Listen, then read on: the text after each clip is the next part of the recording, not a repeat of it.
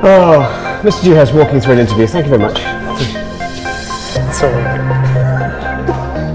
You messed it up by talking through it. That's really, really not helpful. What we need to do is It's all recording as well. Brilliant.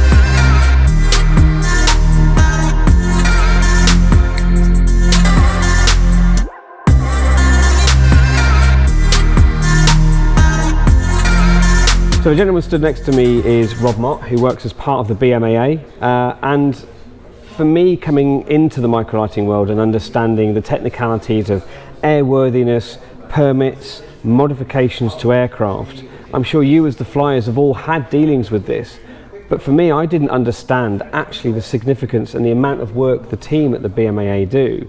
And that's the crux of his interview, is to give you an understanding of the sheer amount of work that Rob and the team at the BMAA actually have to do to make sure you're safe, to allow you to modify your aircraft safely, and also allow you to have the correct permits so your aircraft are able to fly. So Rob, please just sort of dive into that a little bit more. And I know we've had sort of chats around here that, you know, we say work on an aircraft. What level of detail do you actually get involved in when, say, we've got this lovely Skyranger Ninja, which has mods on, and we'll go into a bit more of that in the future. What do you actually have to do to allow this aircraft to fly? You've actually summarised it beautifully with that introduction. That was really, excellent. So yeah, to use this is a Skyranger Ninja for those who probably quite a few people are familiar with it, and some that won't be. So this is an example of an amateur-built microlight aircraft, and the BMAA as an organisation has been intrinsic to getting this aircraft approved in the UK. So from the very first put across our desk, the aircraft has evolved tremendously. Actually, originally it was a two-stroke. The first design was for a two-stroke airframe. Okay. The engine mount, the systems for the engine are all completely different to what we find today. And I think really, to be honest, at the start you pretty much summarised it. The BMA is here to ensure that what is presented is factual, is accurate. So we have to go in and test and make sure that the designer check their figures. It's all done against a document called BCAR, which is British Civil Airworthiness Requirements, Section S, which is specifically for microlight aircraft. Okay. So all the design data is presented to the BMAA.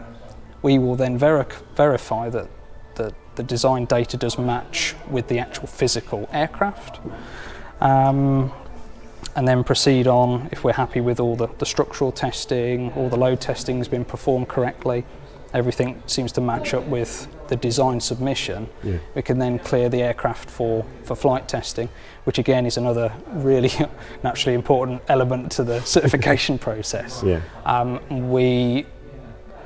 is a whole sequence of events that have to happen, and sort of culminating in the flight testing. And again, really, the main role is to ensure compliance with the regulations, which should.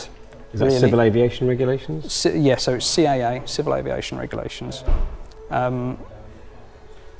Demonstrating compliance with those regulations should mean that aircraft like these are are very safe, easy to fly, and will provide us with lots of airframes in the future. So an aircraft like this is generally built by they're home-built aircraft, and for example, this was standard at the factory as per the manual, and you want to modify something. I mean, we can look at, it's got different harnesses, it's got I believe a flap indicator switch and other bits and pieces.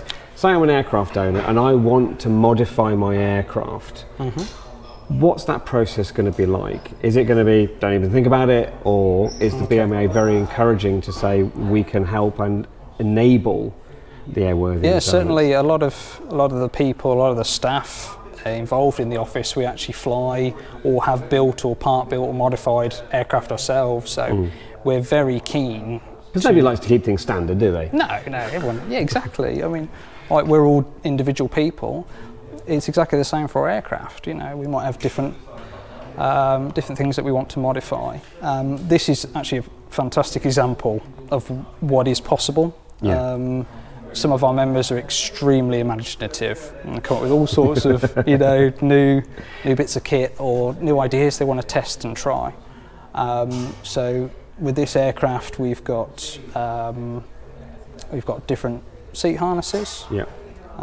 Again, it's reasonably, you know, important part of the aircraft. Yeah. You never hope you need to use it, but if you do, Yeah. we need to make sure that it does work as it should. Yeah. There are even some electrical modifications on this aircraft. There's almost an extensive list on this aircraft. It is, isn't yeah. there? Yeah, there's a huge. So I suppose what the ultimate question is, what is deemed a modification? Is it me putting a GoPro on a wing, for example, or is it me changing the structural nature of that wing to bolt it on? Yeah, it's generally speaking, it's any change to the initial intent of the airframe or the design itself. Yeah. So if it has any significant impact on the weight, the operation of the aircraft's aerodynamics, how the pilot or the crew interact with the aircraft. Yeah. It is a very wide, generally encompassing sort of definition.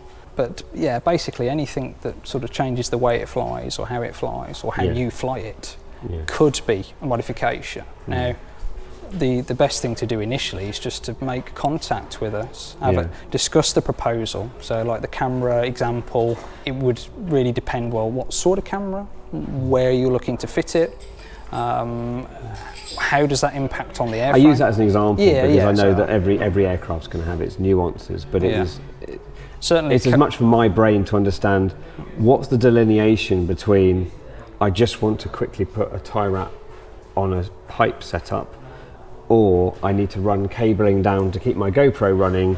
Yeah. Is that now deemed a I modification? think maybe the best way to think about it is, does it take tools to, you know, this item that you want to install? Is it plug and play that you can just pop in the aircraft and continue, you know, fly the aircraft with it? Or is it something really you need to be, you know, getting the screwdrivers and the spanners out to fit to the aircraft? Yeah. If it's in that category, then it definitely sounds like it will be a mod that we may have to, you know, we'll have to investigate. And this is me learning. It's trying to understand that if I ever end up moving away from the aircraft I'm currently operating as SSDR, which the beauty of SSDR is you can pretty much bolt, screw, drill, whatever you want to, because you're single person, single seat, single liability.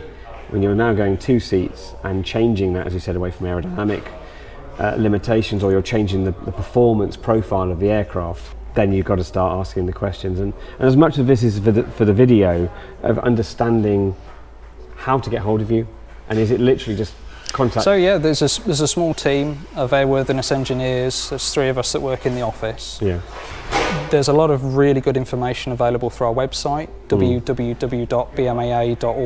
Okay. That's always a good place to start, because there's a huge amount of information. It's probably too much, but if you like aircraft, you know, you'll find there's loads of really helpful advice already on the website. So that's normally quite good for general inquiries. If you've got something a bit more specific, you know, for your aircraft, for your circumstances, then the next best thing to do is either give us a call, and again, if you go in through our general number, we have a dedicated tech office number which we can put in the description to give the link. If you call that, you can then get through to an individual engineer, myself, Rob Mott, our Chief Technical Officer, Roger Patrick, or Mark Bailey, he's another airworthiness design approval engineer. Then you can also, there's good old email too.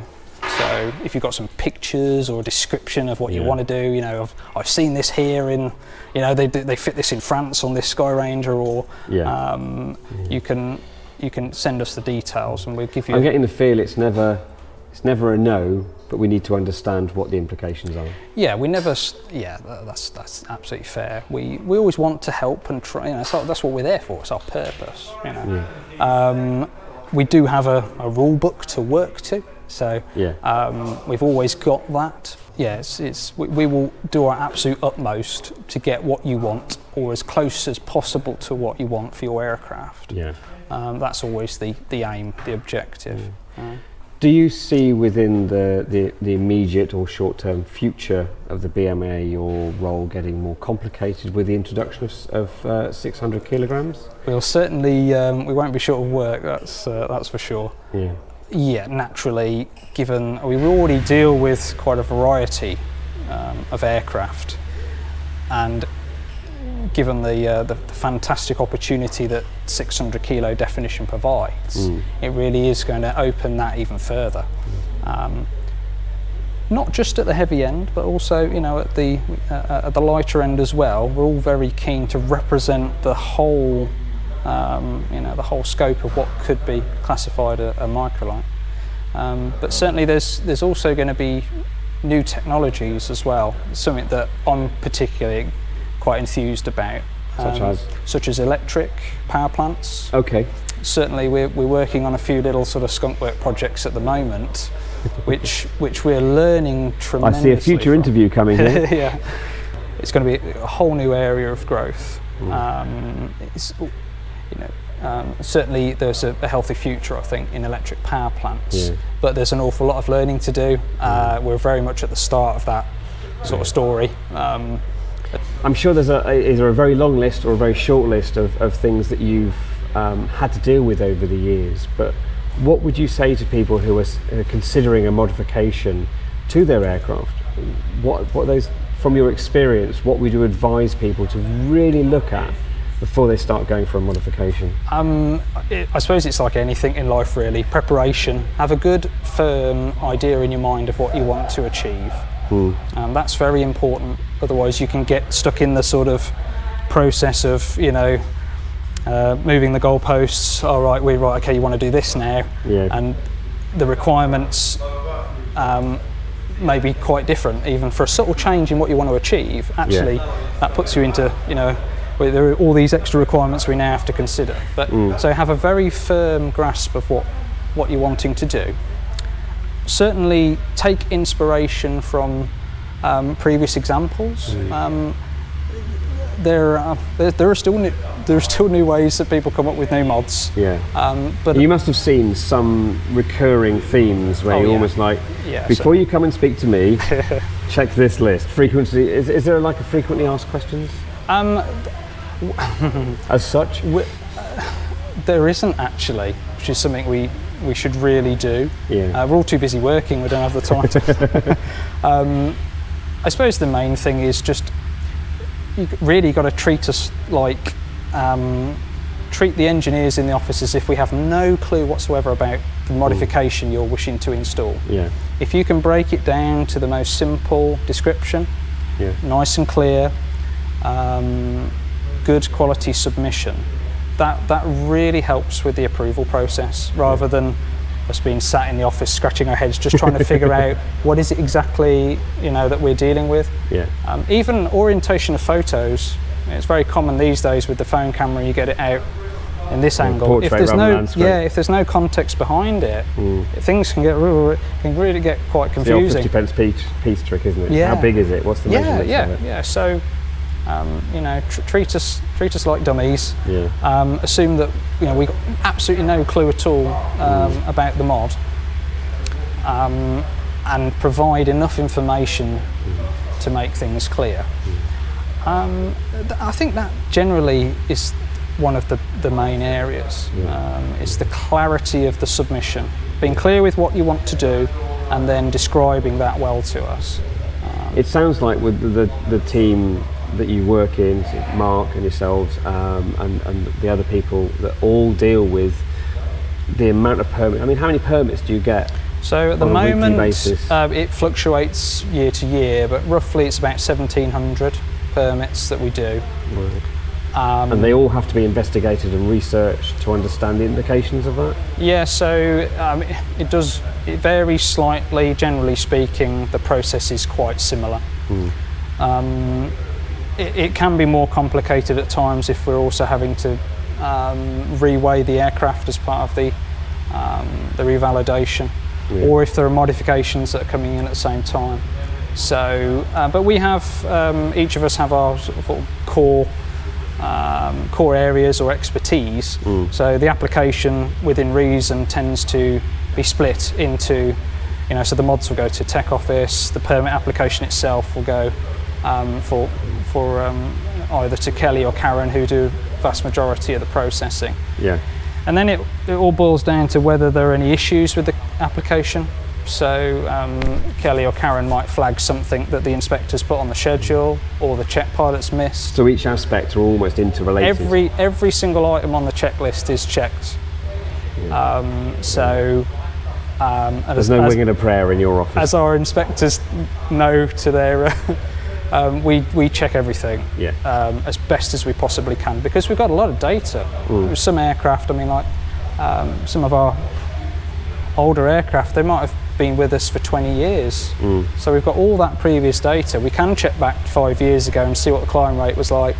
We can notice these trends. So yeah, we do a lot of checking, a lot of cross-referencing the data. And then obviously if there is a problem, we have to close it out. We have to. So to sort of bring this interview to a close then, and it's opened my eyes up to the significance of, like you said, a minor mod may have a drastic implication further down the line.